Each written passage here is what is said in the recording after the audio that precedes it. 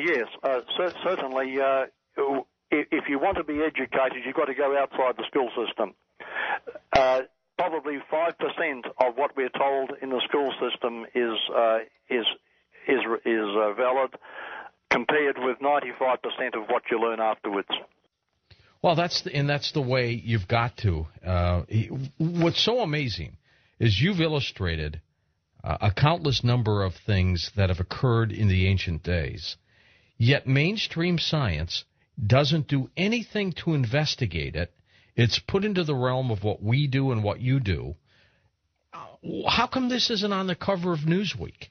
You know, one of these high-speed drills, or the battery that was found in Iraq, or, you know, Michael Collins and his 11 minutes of missing conversation about what he thinks he saw on the moon.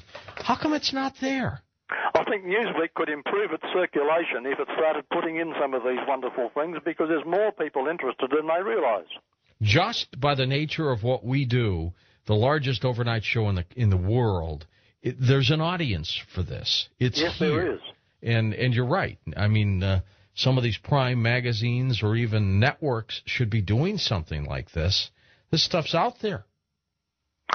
They would do it without spending a lot of money, too, because there's a lot of stuff waiting to be dumped on their lap if they'll only accept it.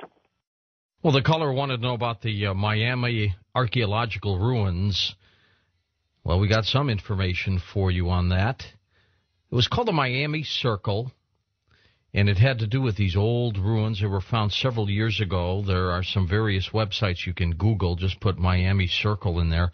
And that's the one I think Richard C. Hoagland was down there investigating on the moment he had his heart attack a long time ago. So I'm pretty sure that was that case. We'll be back. We'll take final phone calls with Jonathan Gray on Coast to Coast AM.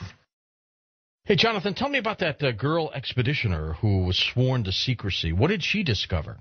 Oh, well, actually, she was a New Zealand girl. Her name was Lisa Kerr. Like a lot of young people, she travelled into different countries and obtained jobs wherever she went. And for a while, she worked for the New Mexico Parks Department. And during her stay with them, there was a big washout in one of the regions of the park. I'm assuming it was somewhere up in the Pueblo country around Teos. Yeah. And the flash floods carried out embankments and exposed a lot of anomalous skeletons, huge ones. Now, she and her colleagues were given the job of putting them into crates, and in attendance there was Smithsonian Institute officials, and I'm told there were some FBI agents working in there. I don't know what they had to do with it, but anyway, each day as Lisa and some of the others went onto the site, they were searched for cameras, and then as they left each day, they were again searched. And they were obliged to sign a secrecy document that they would not reveal the details of what they were finding. Now, the little bit that did come out from Lisa's report was that the skeletons were about 8 feet tall. They had 6 fingers on each hand and 6 toes on each foot. They also had a strange double row arrangement of teeth. The crates containing the remains, when the work was over, were taken away by the Smithsonian officials, and I guess we'll never see them again. But strangely enough, 2 similar skulls have been found down here near, not far from our place.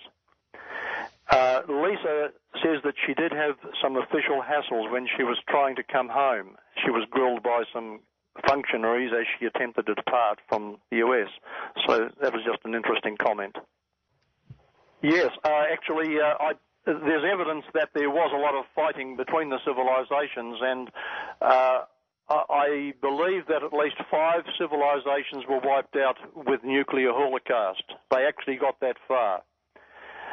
We're moving in that direction now. We better be a lot more careful than we are, I think. Hey, Jonathan, tell us about the book, where you can get it, Dead Men's Secrets, and the website. The website is www.beforeus.com. That's BEFOREUS, beforeus.com. Dead Men's Secrets. Some of the things we've talked about tonight are in the book. Good job, Jonathan. Appreciate you being on the program. Hey, it's been a delight to be with you again, George. And you keep in touch when you go into that ancient underground tunnel, that secret city. You'll be the first to know when I come out. Okay, as long as you come out. That's the most important thing. Thanks, Jonathan. Good night, George. For Steve.